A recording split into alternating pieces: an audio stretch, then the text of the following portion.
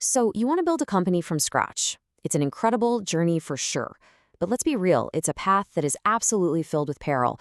So what's the difference between the breakout successes and all those cautionary tales we hear about? Well, today we're exploring a framework designed to navigate that exact question.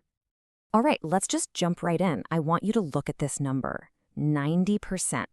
It's a huge, kind of scary figure.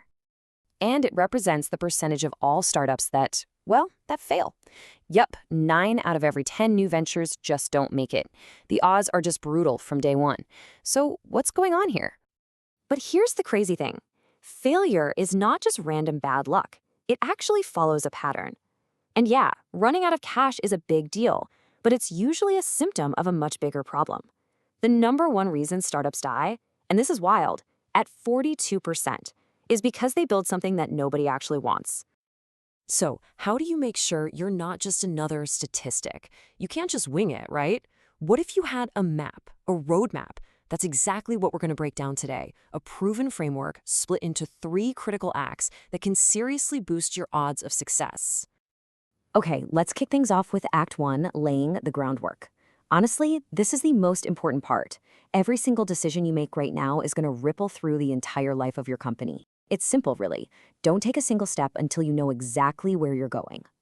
First stop, you've got to figure out just how big your idea can be.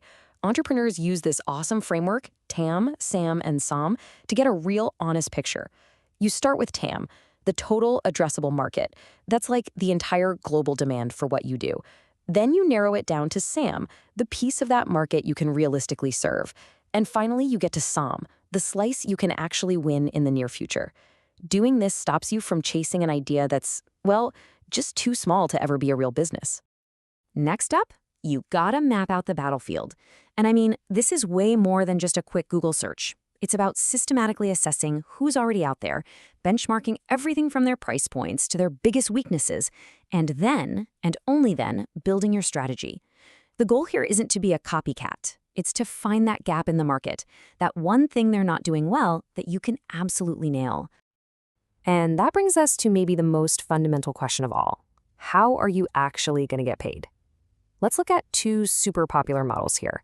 You've got subscription, which gives you that sweet, predictable revenue, but man, it can be a tough sell up front. Then there's freemium, which is amazing for getting tons of users, but trying to get them to actually pay? That's the real challenge.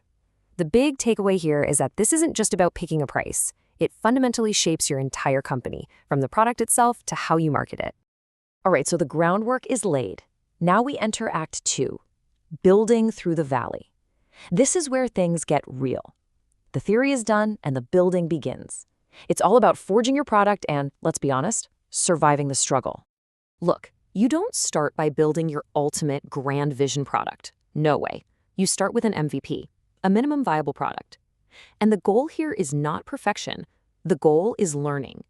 You build just the absolute core features you need to solve one painful problem for a small, dedicated group of early users. And then you get into this loop. You build, you measure what they do, and you learn what to build next. It's that simple.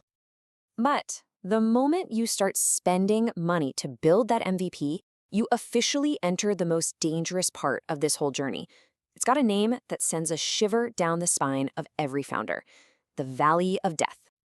So this is that brutal period where cash is flying out the door way faster than it's coming in. Surviving this takes just extreme discipline. You have to be obsessed with your burn rate, that's how fast you're spending money, and you've got to focus on unit economics, making sure every single customer you get is actually profitable in the long run, all while talking to customers nonstop to make sure you're still building the right thing. But for the ones who do make it through that valley, well, the journey enters Act 3, the ascent. The fight isn't just about daily survival anymore. Now it's about scaling up and becoming a true market leader.